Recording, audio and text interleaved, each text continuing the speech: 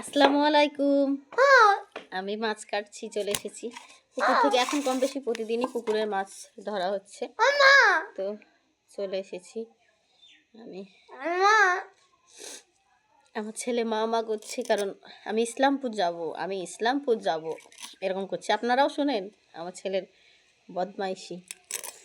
যাবো বলছি না, আমি যেতে দিব না, ও যাবে। প্রচুর ঠান্ডা লেগেছে আমার। আর সকালবেলায় উঠে আমাদের কাজই হচ্ছে পানি ঘাটা, রান্না বান্না করা। মেয়েদের সকালবেলা উঠে পানি না ঘাটলে হবেই না।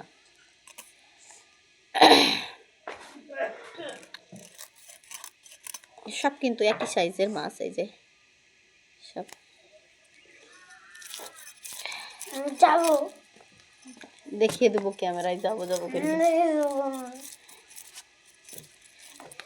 খুব জেদ করছে আমার সাথে। ওকে বলছি যাস না, আমরা বাবরি মসজিদ দেখতে যাব, ও যাবে।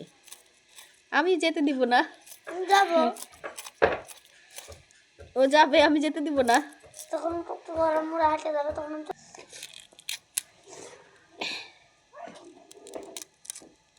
ছাইলিনি বলে হাত পিছ লাগছে। বিসমিল্লাহ।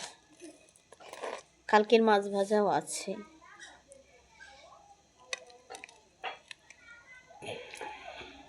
যাবো গো।